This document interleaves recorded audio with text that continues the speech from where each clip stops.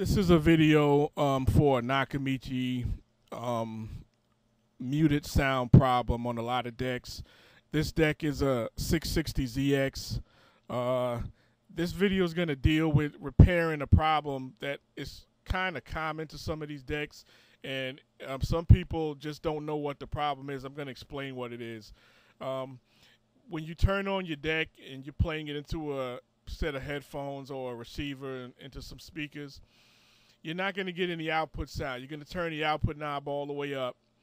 If you're paying attention, if you listen really close and turn the volume all the way up, you're going to hear some very, very slight sound in the background. You're going to hear what's playing very slightly.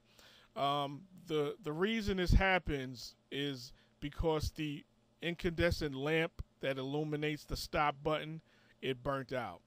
And if you're having that problem, you take a look at the deck, you'll notice that every other, all of the other 5 buttons for functions like fast forward, reverse, pause, play, record, all those lights work, but your stop light is out.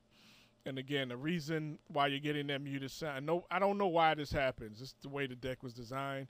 But when that bulb burns out, you get muted sound. And to fix it, you can either put a new incandescent lamp. You don't want to bother, you can throw in a resistor, or you can put a combination of an LED and a resistor, which is what I did. And I believe you have to be drawing at least 60 milliamps. So if you put a really high value resistor on it and you're still getting muted sound, that's because the resistor is too big. You need a correct flow of current. So that's how you do it. You would just take the faceplate off and take care of that. As you can see on my deck, the right VU meter is busted. It's just pegged and stopped in the red. If someone knows where I can get that part, please let me know. I'd appreciate it. Another thing is this is a very high-end deck. It sold for about $1,000 back in 1982. Everything is well made on it. It's built like a tank. It has rack mount ears. Dolby B. The odd thing about this deck, the 660, unlike the 670 and 680, is although it's a 3-head tape deck, I believe it uses the same mechanism as the transport as the Dragon. The weird thing about this deck is although it's a discrete 3-head deck, you can't monitor your recordings. In other words, most 3-head decks have a source monitor button, so as you're recording and the sound's being laid down on the tape, you can monitor it, so you can fine tune it to get the best sound. You can't monitor on these decks. There's no monitor button. It's weird. It makes no sense. You're gonna go through all that trouble to put 3 heads on it, and you can't do that.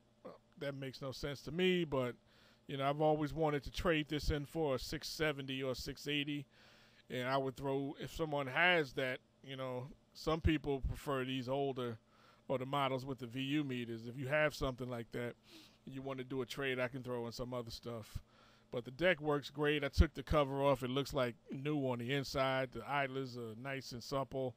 Belt's fine. Everything's fine.